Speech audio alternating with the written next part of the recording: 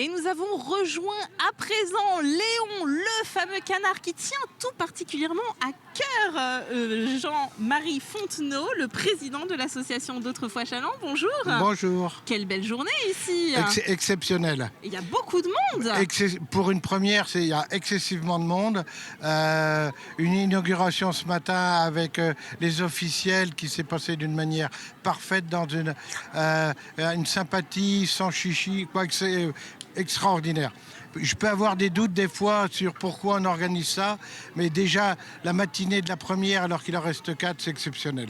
Cette simplicité, cette convivialité, on sent que ça vous tient à cœur. Vous me disiez tout à l'heure, finalement, ici, les gens, ils se tutoient. Le jeudi de foire, on se tutoie.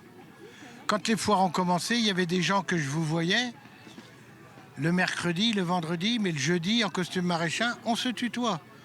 Et donc, ça, mes petits-enfants qui font partie là, qui sont costumés, ils tiennent des animations avec des adultes, ils se connaissent pas, au bout d'une demi-heure, ils s'appellent par leur prénom et ils se tutoient. Et ça, c'est quelque chose qui me tient particulièrement à cœur.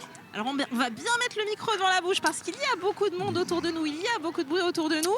C'est plutôt rare qu'il y ait autant de monde dès la première journée de foire. Alors, pour une première, il me semble qu'il y a quand même beaucoup plus de monde que d'habitude. On l'a vu ce matin dès 10h30 à l'inauguration de la foire à la volaille. Donc je suis monté sur la charrette parce que là, pour l'inauguration de la foire à la volaille, on avait Théodore 7 mois, Aubane 4 mois, costumé.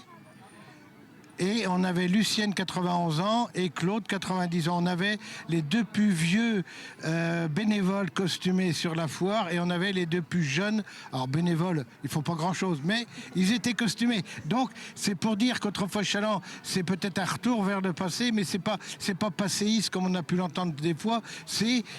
Voilà, il y a une transmission entre les générations, et moi c'est ça, c'est ce qui me plaît énormément. Un vrai brassage de tous les différents âges. Ouais. Alors, on se trouve, je l'ai dit, devant Léon le canard. Ouais. Et ça, c'était pas gagné d'avance qu'il soit présent aujourd'hui. Alors, c'était très loin, parce que l'année dernière, donc, comme je me plais à le dire, il a fait une double fracture tibia-péronée. Il nous a fallu un peu plus de 10 000 € pour le réparer. Et donc, il a été réparé. Mais après, on avait toujours l'épée de Damoclès, c'est est-ce que la sécurité nous permettrait, après vérification, de le rouvrir. Donc là, on l'a eu 2 jours avant les foires. Donc il y avait quand même un stress qui était important. Mais là, Léon est là. Donc là, à l'heure actuelle, il n'y a pas trop de... Mais ce matin, les défilés d'enfants qui l'avalaient pour ressortir, je vous explique pas par où, mais ils rentrent par le bec, donc il faut bien qu'ils sortent par quelque part. Donc ça, voilà, vous voyez ce que je veux dire.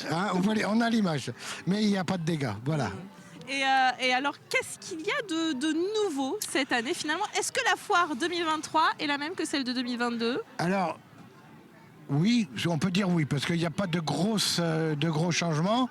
Il y a des nouveaux spectacles dans les différentes animations, des nouveaux discours pour les faux officiels, un nouveau texte pour l'école, un nouveau spectacle pour Guignol. Et après...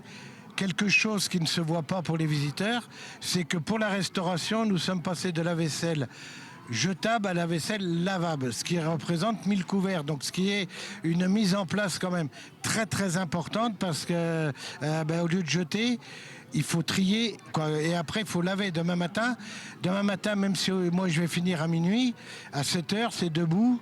Parce qu'à 8h, il faut mettre en place l'équipe des bénévoles qui va venir laver. Donc là, mais bon, il faut le faire, c'est pas un problème. Mais même si ça se voit pas, ça demandait beaucoup de travail. Ouais. Votre rôle, à vous, chaque jeudi, c'est quoi finalement? On imagine que vous faites des kilomètres en long, en large, en travers dans la foire. Des kilomètres, oui, parce que depuis 6h30 ce matin jusqu'à 3h demain matin, ou cette nuit, ou je sais pas, où j'aurais pas pris de véhicule motorisé, j'aurais fait que marcher. Et donc vous vous assurez que tout va comme vous voulez, que tout est en place? Aujourd'hui, c'est l'inauguration, donc j'assure avec les officiels qui viennent inaugurer. Après, il y a une très bonne ambiance, j'ai ouï dire, au cours de cette inauguration. Très très bonne ambiance. Je pense que y a des élus qui vont s'en souvenir demain matin. Donc il y a une très bonne ambiance. Et après, les 3 autres jeudis, ce sera d'être avec mes bénévoles. Et avant d'être président, j'étais vitrier. Je faisais une démonstration de verre à vitre que je découpais. Et là, j'aimerais bien, au moins à jeudi, pouvoir reprendre ce rôle. Il reste donc 3 dates, les 27 juillet, les 10 et les 17 août. N'hésitez pas à venir ici à Challans pour cet événement exceptionnel. Merci beaucoup de votre accueil. Et c'est la fin de cette édition. À très bientôt sur TV Vendée.